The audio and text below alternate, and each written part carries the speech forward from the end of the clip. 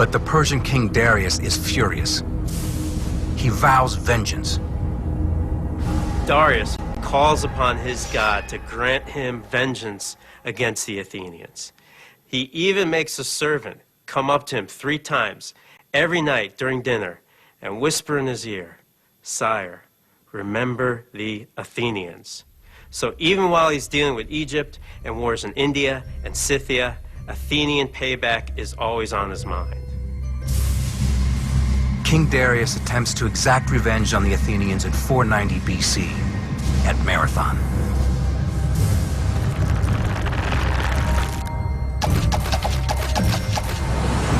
But so far, the Athenians have survived a massive Persian missile attack.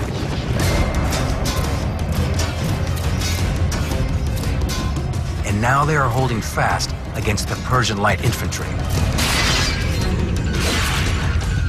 General Miltiades has brilliantly positioned his defensive force. The Greek heavy infantry phalanxes are jammed in a narrow opening between the mountains, blocking the path to Athens. The Persians had chosen the battlefield, okay, by landing at Marathon, but the Athenians had chosen the terrain by using it to maximum advantage. And it's an old trick. But an effective one, as the Persian light infantry doesn't even dent the Athenian wall.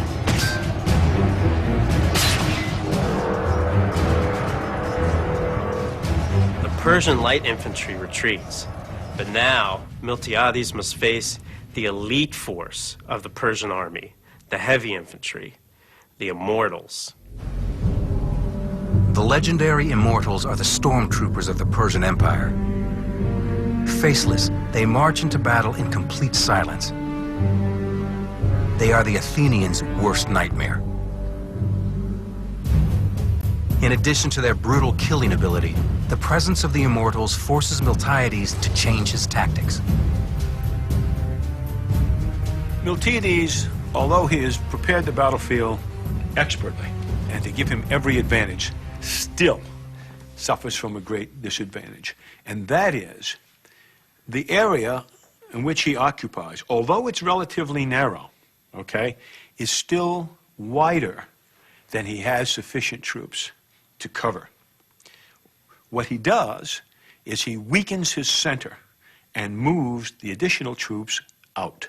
So that when you look at the deployment of the Athenian force, you're looking at a force that is relatively thin in the center, but has heavy phalanxes on either side.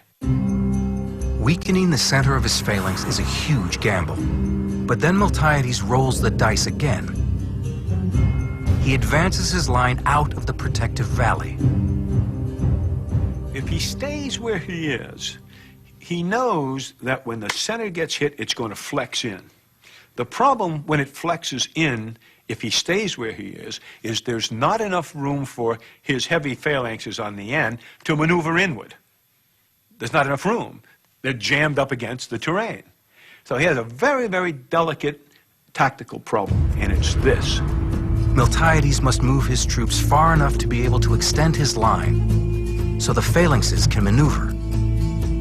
The trick is, how far can Miltiades move out from the valley? If he doesn't come out far enough, his flanks can't maneuver. If he comes out too far, the Persians can get around his flanks and surround him. And remember, all this is happening on the fly. Miltiades won't know how far is too far until it happens. The Immortals close in. Miltiades needs to make his move. He orders his troops to redeploy. Herodotus tells us that Marathon is the first time the Greek hoplites ever ran into battle. And the reason they'd never done it before is that it's exhausting. The Greeks wear all this heavy armor and carry long spears. So running just wastes a lot of energy. The other problem with running is the tight phalanx formation itself. Their strength lies in their unit cohesion. If that breaks apart as they advance, they're immediately vulnerable. My guess is that Herodotus is describing a redeployment at the run, not a movement to contact at the run.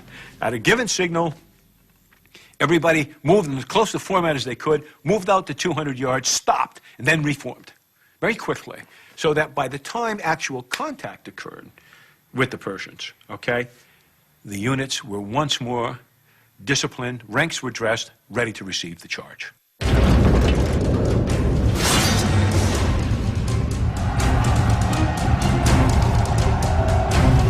While historians debate many aspects of the Battle of Marathon, most agree about what happens next, an apocalypse of violence.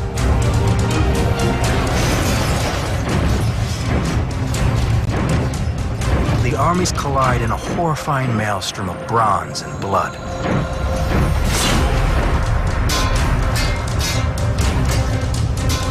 The battle is so intense that some Greeks report crazed visions of ghost warriors who crash through the lines and cut down men at random.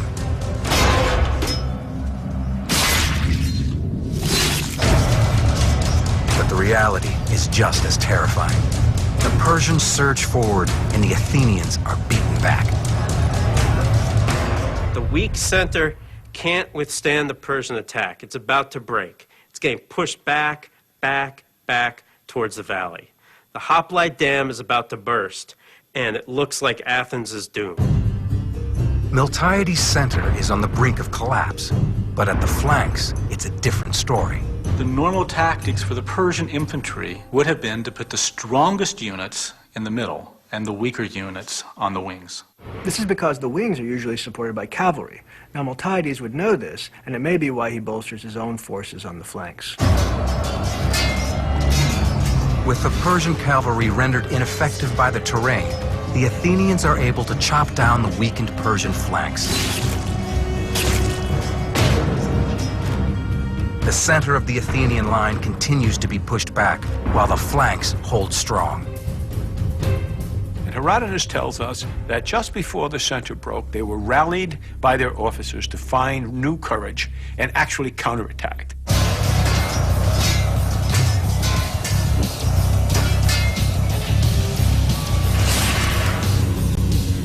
They counterattacked enough to stop the forward movement in the center.